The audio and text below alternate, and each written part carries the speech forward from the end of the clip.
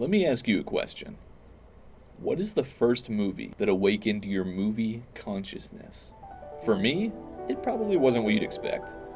What I'm referring to when I use the term movie consciousness is the transition from simply taking in what you're watching at a young age to being able to think critically about what you're watching.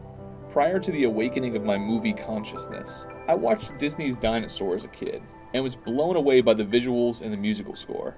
But it wasn't until I matured as an audience member that I gained the ability to critique aspects of the filmmaking on display. Although I was still capable of either liking or disliking certain films ever since I was able to speak, the awakening of my movie consciousness allowed me to dissect a movie and identify what about it I liked, didn't like, or was indifferent towards.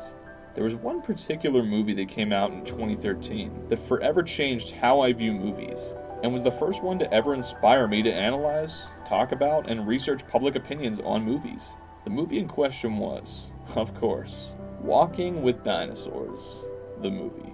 Buckle your seatbelts and prepare for an unnecessarily deep dive into the first movie that I ever developed a personal grudge with.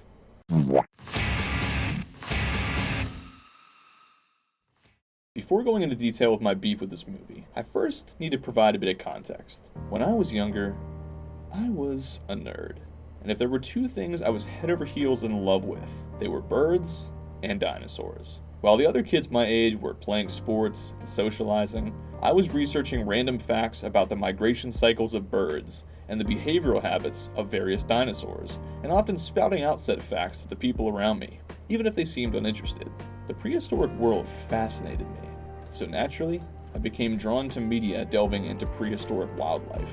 Eventually, I inevitably stumbled across BBC's Walking With series of documentaries, which includes Walking with Dinosaurs, Walking with Beasts, and Walking with Monsters, all of which I absolutely adored.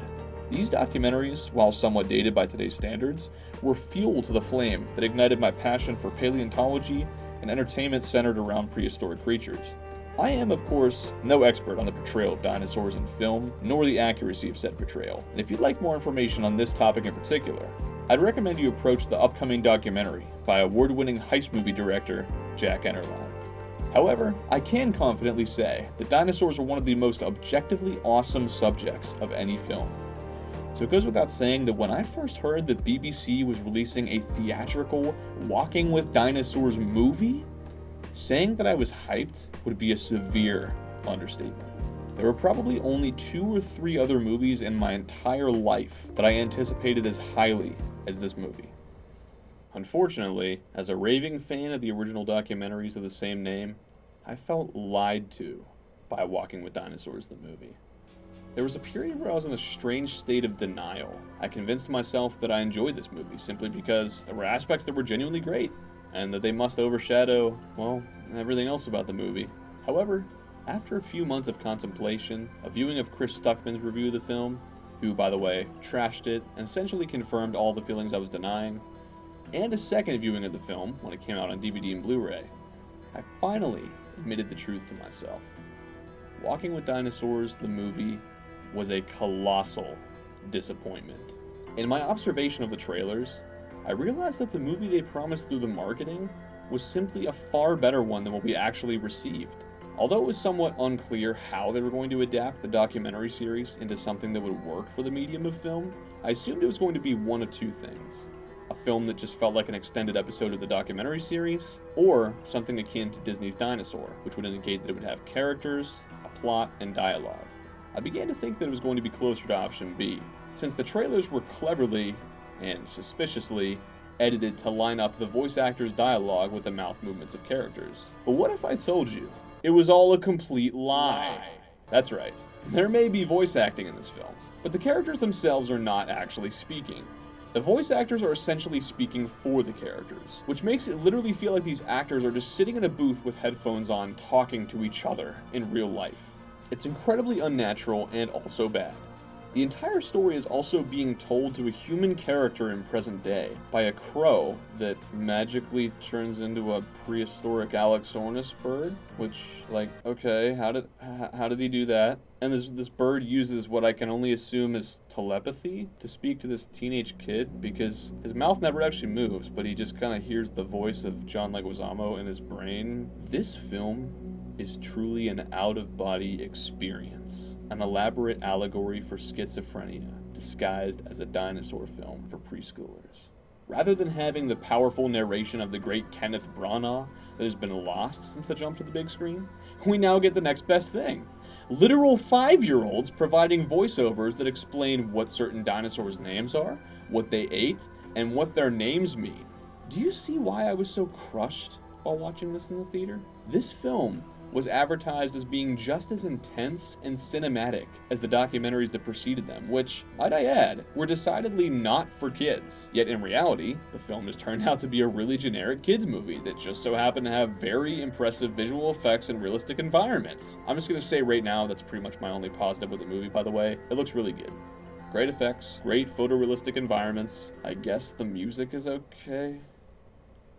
So needless to say, this movie sparked a reaction in me that no movie did before. A certain urge developed within me that hadn't before. It was an urge to discuss the movie and examine in great detail what about it I didn't enjoy. Because for a long time, I almost couldn't even point my finger on it for some reason. It became a hobby of mine to film reviews and rant videos of myself, in which I'd just simply let out all my thoughts on a movie. And to my knowledge, Walking with Dinosaurs the movie was the first one to ever receive this treatment from me. Although these reviews are definitely embarrassing and cringeworthy in hindsight, they definitely shaped me as a moviegoer and completely shifted my mindset when walking into a new film. For the first time, I didn't just watch movies, I studied them from a critical standpoint, and I paid attention to aspects of the filmmaking, such as the writing, directing, cinematography, editing, musical score, pacing, and acting. I touched on all these topics in my review videos. To say I was passionate about my thoughts and feelings in these reviews would be putting it lightly. Although Walking with Dinosaurs the movie is a film that obviously is not for me, in a strange way it did change my life. Although my interests in filmmaking and videography date back to when I was around 5 years old, this movie dawned a new era in my love for film, in which I became capable of critiquing what I saw. My movie consciousness officially awakened. It was around this time that I began making short films and series of my own. And while they are horrendous by my current standards and oftentimes literally featured me as the only actor, they were absolutely pivotal in my journey as a creative. If not for those cheesy, poorly made short films, I would never be where I am today, as a cinema and photography major, as well as a video marketer. And that creative fire never would have been ignited if my passion for dissecting pre-existing films hadn't been awakened. So, Walking with Dinosaurs the movie, thank you for unironically changing my life in multiple ways.